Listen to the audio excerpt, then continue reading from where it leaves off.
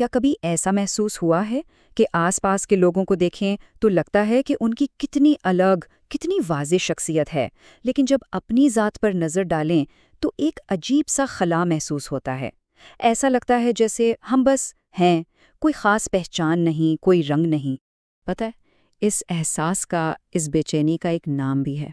इसे कहते हैं एनोसिशिया। ये वही एंग्जाइटी है जो इस सवाल से उभरती है कि मैं असल में हूँ कौन। तो आए इस एहसास की तह में जाते हैं, समझने की कोशिश करते हैं कि ये हमारी ज़ात के बारे में क्या राज खोलता है। तो शख्सियत का रंग, ये एहसास सबसे ज़्यादा तब होता है जब हम अपना मुकाबला दूसरों से करते हैं। ऐसा लगता है जैसे हर किसी की ज़िंदगी में कोई ना कोई रंग है, कोई पहचान है, और हम बस एक न्यूट्रल ग्रे, एक सुरमई रंग हैं।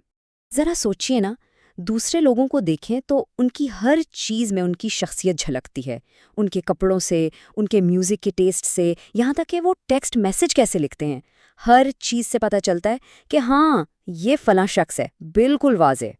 तो ये है वो फ़र्क। बाकी सब लोग जैसे वाइब्रेंट, चमकते हुए रंग, और हम हैं एक न्यूट्रल ग्रे, एक ऐसी सतह जो अपने पास वाले रंगों को रिफ्लेक्ट तो करती है, लेकिन अंदर से बेरंग रहती है।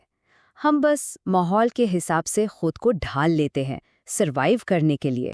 मगर यहाँ कहानी थोड़ी पेचीदा हो जाती है, क्योंकि जब हम अंदर से ये सब महसूस कर रहे होते हैं, बाहर से लोगों की नज़र हम पर अलग होती है। हमारे दोस्त, हमारे घर वाले, वो हम में एक बहुत ख़ास रंग देखते हैं। हो सकता है किसी के लिए हम एकदम सनी येलो हों, हमेशा खुश रहने वाले, किसी दूसरे के लिए हम चिल ब्लू हों, बहुत पुरसुकून। शायद ऑफिस में हम फायरी रेड हों और घर में इनोसेंट पिंक।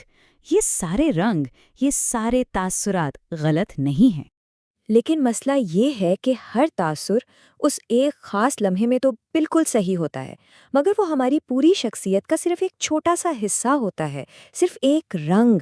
और इसीलिए जो लोग बाहर से देखते हैं और जो हम अंदर से महसूस करते हैं, इसमें ज़मीन आसमान का फ़र्क लगने लगता है। तो सवाल ये है कि ये फ़र्क आता कहाँ से है?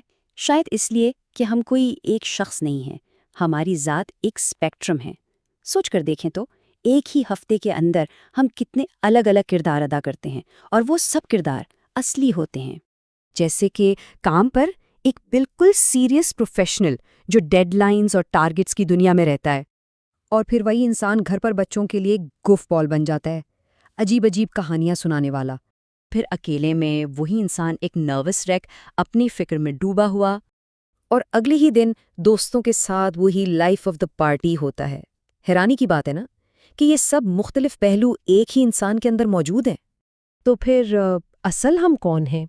क्या हम वो हैं जो हम काम पर होते हैं, या वो जो दोस्तों के साथ होते हैं, या फिर वो जो हम अकेले में होते हैं? इनमें से असली कौन है? और इसी उलझन में एक फितरी ख्वाहिश जागती है।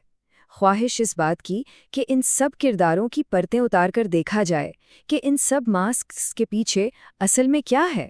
जहन में एक प्रोसेस शुरू हो जाता है कि चलो अपनी ज़ात को साफ करते हैं। वो सब लम्हे धो डालते हैं जब हमने किसी और जैसा बनने की कोशिश की।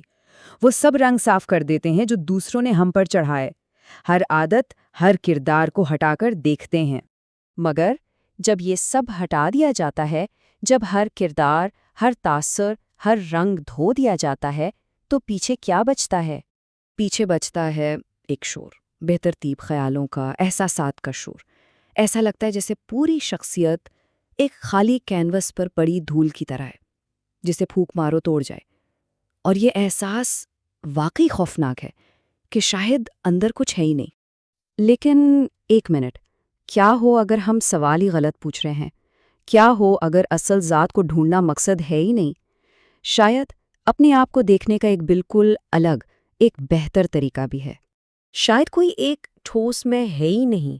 शायद हमारी शख्सियत एक कोलाज की तरह है, छोटे छोटे टुकड़ों से बनी हुई, या एक कैलाइडोस्कोप की तरह जो हर लम्हा हिलने से एक नया खूबसूरत पैटर्न बनाता है। देखिए, हमें लगता है कि हमें एक फिनिश्ड पेंटिंग बनना है, एक ऐसी तस्वीर जो मुकम्मल हो, जिस पर साइन हो चुका हो, जो फ्रेम होकर दीवार पर लग जाए। लेकिन क्या हो अगर हमारी ज़ात एक पेंटिंग नहीं बल्कि एक पेंटर का पैलेट है, जहाँ रंग हमेशा घूम रहे हैं, एक दूसरे में मिल रहे हैं, जो कभी मुकम्मल नहीं होता। तो इस लिहाज से देखें तो शायद असल ज़ात कोई ऐसी चीज़ नहीं जिसे ढूंढ कर निकालना है। शायद असल हम वो ही हैं जो इस पैलेट पर हो रहा है। रंगों का ये मिलना, ये खेलना, ये बेतरतीबी, शायद यही हमारी हकीकत है, हमेशा नामुकम्मल और इसीलिए हमेशा जिंदा। और इसमें बेचैनी नहीं, आज़ादी है।